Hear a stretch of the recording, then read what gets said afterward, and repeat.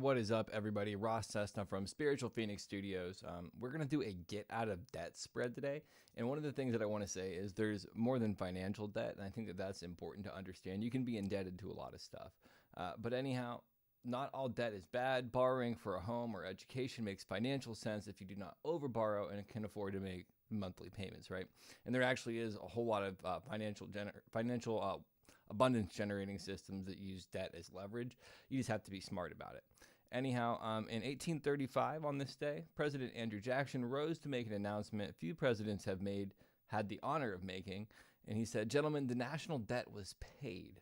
And it was the first time the nation was debt-free, and it lasted for a year.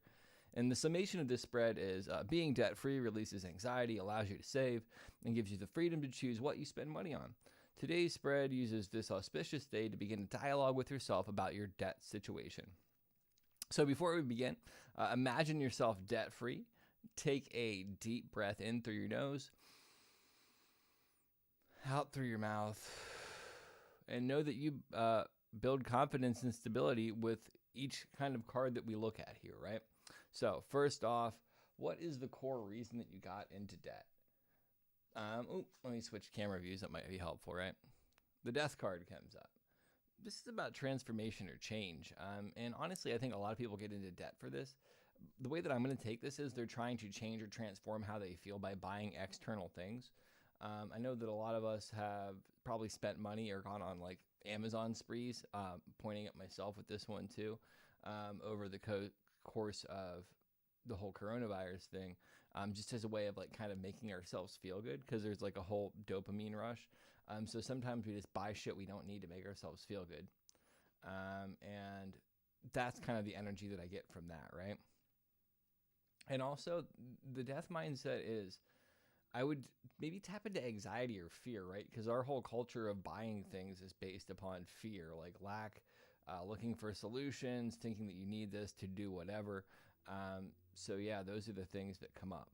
How much debt do you really have? The Six of Cups in reverse comes up. How do I want to put this? Sixes are about growth. Cups are about the emotions. This is kind of saying that in terms of actual debt, you probably don't have much, but emotionally it probably feels a lot more than what it is, right? And the stress that we feel around debt, whether it's financial debt or being indebted to other people, can really vary from individual to individual. And it can also vary just dependent upon our level of current awareness. Next one, do you use your credit card to pay for the basics? Let's see what comes up. It's Knight of Cups in the upright position, so that would be a yes. This would also say that you might spend a lot, you might use your credit card a lot on a partner or some kind of romantic type activities or things of that nature, because Knight of Cups is also like the ideal romantic partner. So taking yourself out on dinner dates, things like that. So you might pay for the basics, which is probably not good to be doing with a credit card to begin with, unless you get like rewards points or something. But then you also do it for maybe a lot of extra stuff that there might be ways to cut corners. So be mindful about that. Do you lie to others about what you spend your money on? Who wrote this spread? Cards say no, like you're very open about what you spend your money on, but for whatever reason, I'm taking this more as like the sarcastic, no, I would never be dishonest about what I'm spending my money on. I'm an adult. Why should I have to defend my purchases? And sorry about the little camera blip there. I had to fix some. So it stopped flickering. But yeah, you probably aren't necessarily 100% honest about it. So fives are about adversity. Pentacles are about the material world. I don't think you like to let a lot of people into maybe some of the struggles that you're having with finances. But there's also a sense of like rehabilitation or like rebuilding something with this card too when it's in the reverse. So I pick up that maybe you don't want to let people know, especially because you're trying to work on it. And there's the whole concept of like, don't talk to people about what you're trying to do, because all they're going to do is cast doubt. Next one is, do you borrow money from friends and family? This is like another one of those no to me, where it's like very sarcastic. And honestly, I think this is like, no, you've been cut off from them, because that's kind of like the devil card energy, is like this quick ending of something.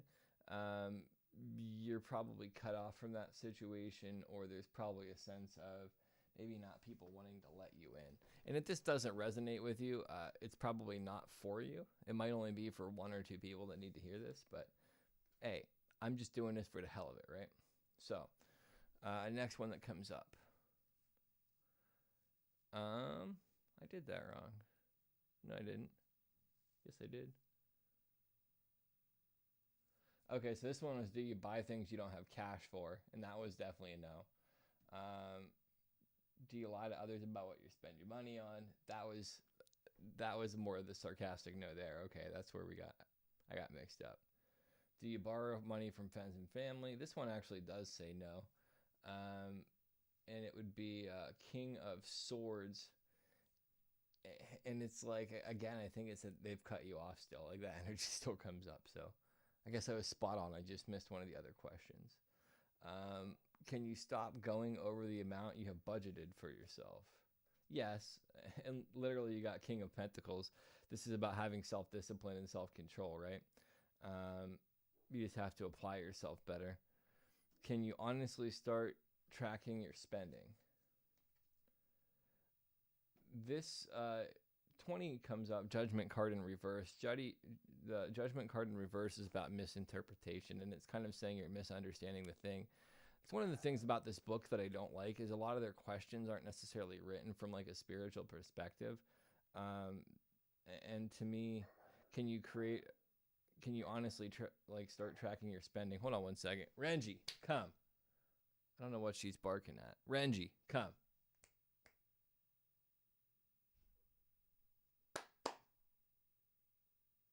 She's not listening on camera either. Wow. Making me look bad.